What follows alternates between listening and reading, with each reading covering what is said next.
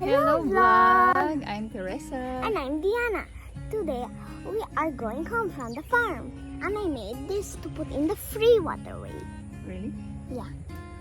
So, today, nandito kami sa farm. This is poisonous. Don't eat this when you saw. Which one?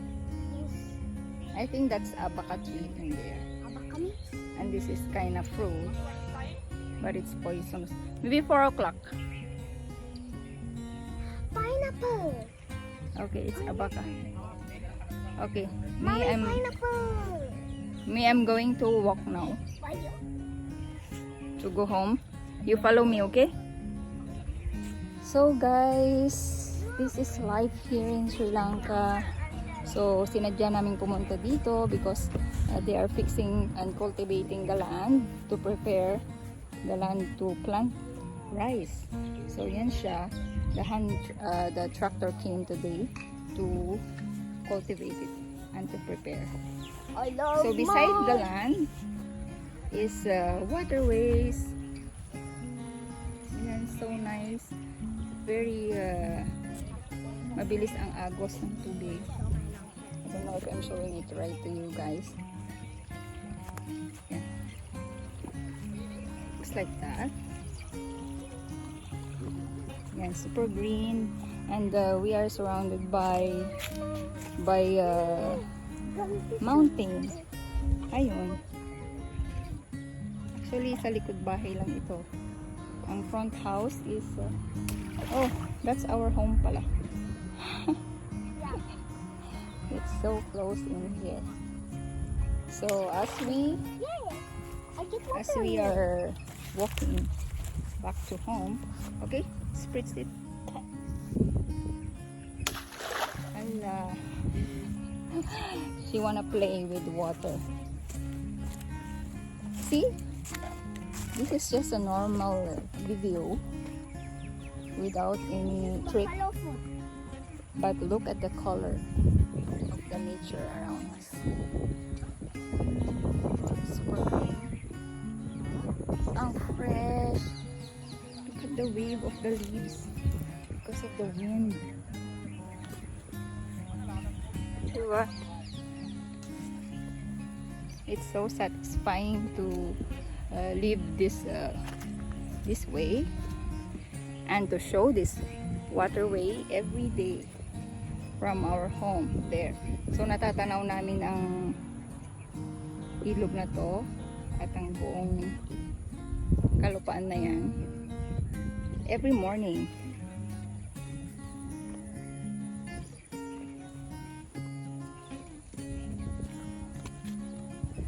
Yan, we have here also opposite ng aming bahay. Yan, mga mini bundok. Sige lang.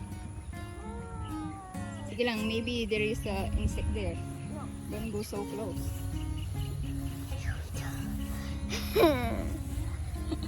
Super enjoy ang bata. There's no insects. We can have boots.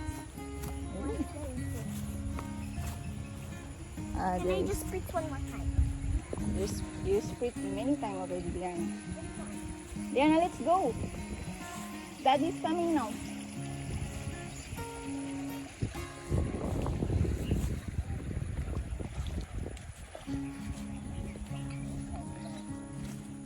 Let them go first. Otherwise, he will be shown to the YouTube. Go, guys. Can I borrow this? No one? Borrow? Oh. Okay, go. So, we have this one. I borrowed from Kuya. Yan. Ang tawag dito ay ho. Ho. This is used to cultivate the land or to dig the soil or to prepare the soil. Me also. To do the land para sa pagtatanim. So manual ginagamit ito para i-shape yung land para angatin yung soil, gawing parang line. Diana, wait for me. So let's go. Now we are very close to our home.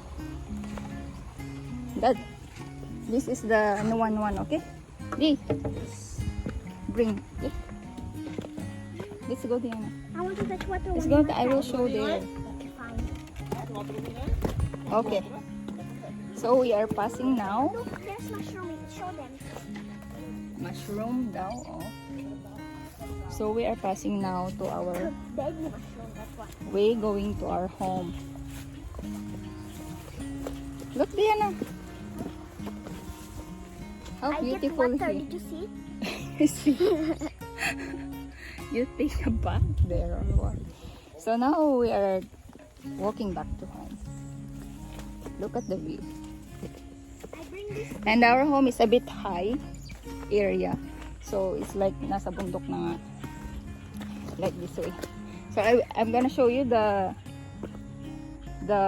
coconut tree that we planted. Look. This is the first one and we have another one.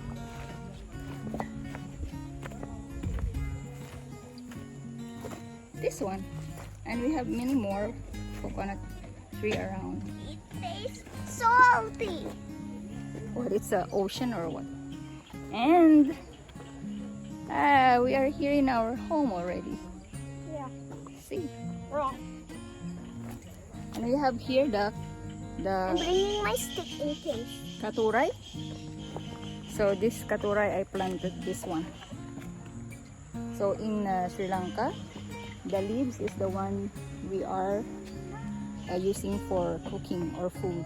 So in the Philippines, we use the flower. But here, we use the leaves and the flower. So for this one, we cook the moronga, katuray, katuro moronga and sinhala by using the coconut, onion, garlic, black pepper. They will mix it very well and just like saute it by itself. No oil. No oil at all. What you're showing? It's a very old rubber seed. It's very dirty. It's a rubber seed seed. Yeah. From the rubber tree. This is the rubber tree. Yes. So how I am glowing with my own sweat, I think. Let's come this way, Diana. So, guys, we are here now in our home. So we are in the down level of our house. Ito yung parang garden ko in the back side of our home.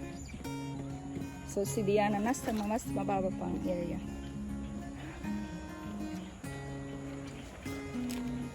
Diana?